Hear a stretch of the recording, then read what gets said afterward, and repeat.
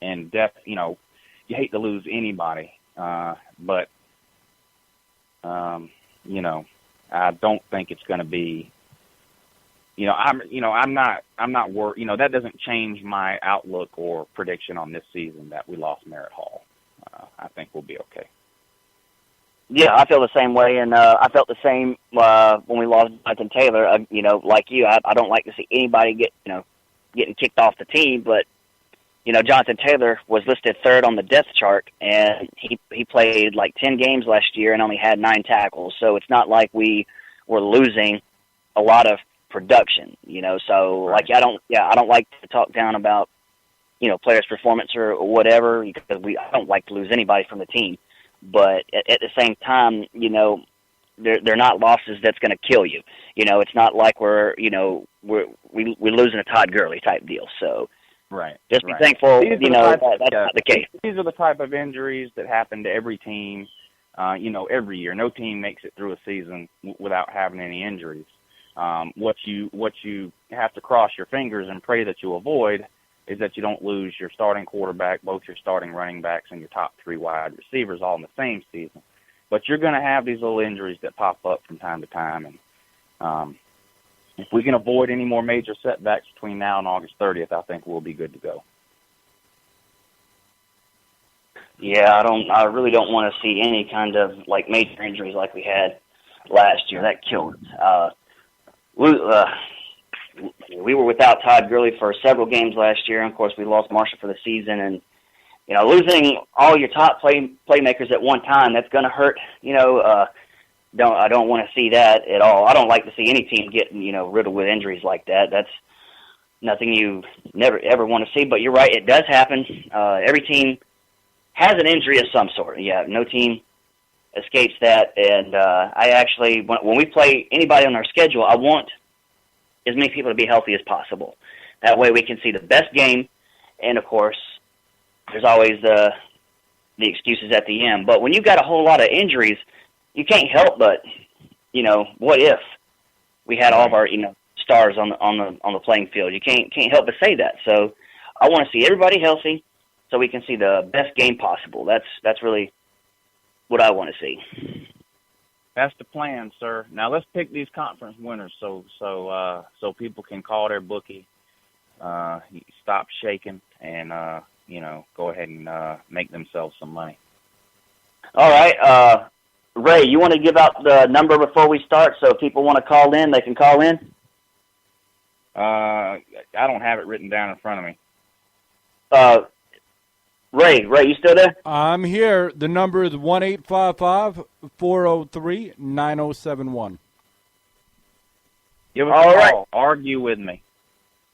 Yeah, argue with us, talk a little trash. If we don't pick your team, we're actually going to go through. We're going to pick the conference winners, and then we're actually going to pick the conference bottom feeders. So if you disagree with anything we say, feel free to call in. So, Uncle Lou, go ahead and start it off, man. Who you got picked? All right, I'm going to start with the ACC. The first one, I'll start with the Atlantic division of the ACC, which I think is a pretty obvious pick here, and I'm going to go with Florida State.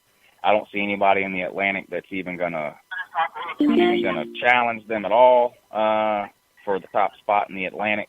I look for Clemson to have a decent team, and maybe even Louisville have a decent team, but I don't think they're in the same league as Florida State. So Florida State will win the Atlantic. In the Coastal, I'm going to pick Duke. I don't think it was a fluke that they won 10 games last year. I think I think the Coastal is just that weak. You've got teams like North Carolina, Pitt, Virginia Cavaliers, and of course Georgia Tech, which is just a train wreck. They're terrible. They're still running an offense from 1984 up there. So I'm going to go with Duke in the Coastal and Florida State in the Atlantic, and I'll pick Florida State to win that conference championship. One's in Atlanta, one's in Dennis and Augusta. Both of them. Oh, we got some background noise. Ray, you hear that? What? What's that? What's all that talking or something's in the background? It sounds like you may have a caller. Go ahead, okay, Carl. I can't really hear him. Hey, this is Rob from Augusta, from Cartersville. What's going on, man? Not much, Uncle Lou and Magnum. I just want to say, y'all show is awesome. Last week's show was hilarious. I pulled them up at work, and I had everybody in the break room laughing about the Tennessee Rams. Oh well, I think you're gonna laugh a little more today because we did mention we're gonna be picking some bottom feeders. So yeah, get ready again. And I just want to say about Georgia's recruits this past week. We got the number 2 recruit in the nation, fixing to be number 1. He's a beast, a defensive end, and I want to get y'all's comments on that. And I'll hang up. All right. Thanks for the call, buddy. Yeah, appreciate the call, man. Trent Thompson. Not a problem. He's talking about Trent Thompson, who just announced last week that he's going to go ahead and sign with UGA. Right now, he's listed as the number 2 overall prospect in the country by all the different recruiting services. I don't have his bio pulled up in front of me, but he's prototypical size, 6'4", defensive end, and supposed to be the real deal. Like I said, right now, the number 2 rated prospect in the country, so that was a good get for Georgia for sure. Oh, no doubt. Of course, whenever you can pull, especially a top 3 recruit in the nation, that says a lot about your program. Obviously, he does think Georgia is going somewhere. Otherwise, these top recruits wouldn't, be looking at the University of Georgia. And I think it's a great pickup because Ray Drew will be a senior this year, so we will be losing him after this season. So we're going to need somebody to step in and fill his shoes. So I definitely think it was a big pickup. I do think I've read a little bit about him, but like you, I don't have everything pulled up right in front of me. But everything that I've read and heard, he's a great guy. He's very, very talented, and I'm looking forward to seeing him on the field. I've heard some good things about him. Yeah, if he pans out, then we're going to have two or three years of him on one side of the defensive line and Lorenzo Carter, who's our true freshman defensive end that we got, that's starting this year. But that could set up for a good 2 or 3 year run on Georgia's defensive line with Trent Thompson on one end and Lorenzo Carter on the other. Those are 2 big bookends. Yeah, and if I remember correctly, Lorenzo Carter was listed as the number 3 overall defensive end coming out of high school. So now we just added this Thompson kid. Now, if both of these guys pan out, then you could be looking at some serious pressure being put on the quarterback from these 2 guys. I would love to see that. Everything I've read, I'm expecting to see that. So this kind of recruiting class, of course, not to mention we've signed 2 future prospects with Ben Cleveland, Jacob Eason, 2 other 5-stars. Man, we're putting together some classes, man. I think it's definitely a very good time to be a UGA fan right now, especially when you look at some of the recruits we're getting in, man. Yes, sir. All right, thanks for the call, Rob. Now, for anybody that didn't hear that, I have Florida State winning the Atlantic, Duke winning the Coastal, and Florida State winning the conference championship game in the ACC. Your bottom feeders, of course, are going to be your usual suspects: Georgia Tech, Pitt, Virginia, Wake Forest, and Boston College. I don't expect much from them this year either. So another typical year in the ACC, one good team, a couple of middle-of-the-road teams, and a bunch of crap teams. And I think we might have another caller. Go ahead, caller. You there? Yeah, I heard the little noise too. We got a caller, Ray? No, I think it was that one just waiting to get out. Oh, okay. All right, on to the Big Ten here, which is a joke of a conference pretty much from top to bottom. They finally did away with whatever ridiculous names they had for their divisions, the leaders and the legends. I guess once they figured out they didn't have any leaders or any legends in that conference, they went ahead and just went with the usual East and West for their division names. Now, the popular pick in the East is Ohio State. Uncle Lou just can't pick Ohio State to win. There's just no way. It's not going to happen. Urban Meyer is human toilet paper, and I'm not picking Ohio State to win anything, period. So I'm going to go with Michigan State in the East. The West is a little bit more difficult this year. I've heard some people picking Wisconsin. I've heard people picking Nebraska. I've even heard a few people picking Iowa. I'm going to go with Wisconsin. There's not really any rhyme or reason to that pick other than I just think they're the best overall team in that division, and if I had to pick one right now, I'm going to go ahead and pick them, and I'm going to pick Michigan State to beat them in their title game. So I have Michigan State winning the Big Ten.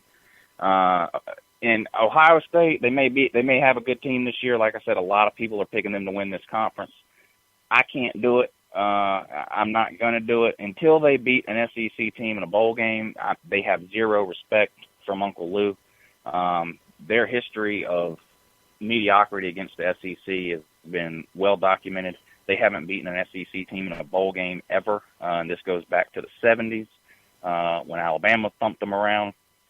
Georgia beat them back in the early 90s and I think it was a Citrus Bowl or something. And then, of course, everybody knows they're running the BCS era. They're 0-7, 0-8 against SEC teams. They can't get a win. The one year that they did squeak by and beat Arkansas, which they only beat Arkansas by, I think it was 31-26. They only beat them by 5 points. They had to go back and vacate that win because they played with all ineligible players because of the whole Jim Tressel tattoo situation. So until they learn how to beat an SEC team, they're getting zero respect from Uncle Lou. And anybody that knows anything about college football should feel the same way. Urban Meyer is a joke and a disgrace. Any human being that would use his own health as an excuse to leave a program that they've left in the gutter, Florida, talking about you need a year off to rest your heart, it was complete BS. I don't have any respect for Urban Meyer.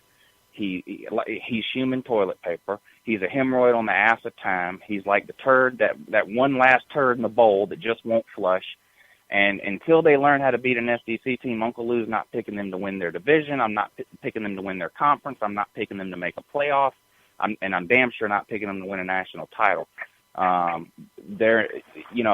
best thing Ohio State can do is concentrate on beating Michigan at the end of the year because that's your championship game, Ohio State. You beat Michigan, save a little bit of self-respect because you're not in the same league as the SEC. You're never going to be in the same league as the SEC. You've lost to every SEC team. You have. I'm getting irritated and aggravated here, but they only have a winning record against 2 SEC teams, and you don't have to think very hard to figure out who those 2 teams are. Kentucky, and I think the other one is either Arkansas or Vanderbilt. I think it's Vanderbilt though, but those are the only 2 SEC teams you even have a winning record again. You've never beat an SEC team in a bowl game. So anytime you play any decent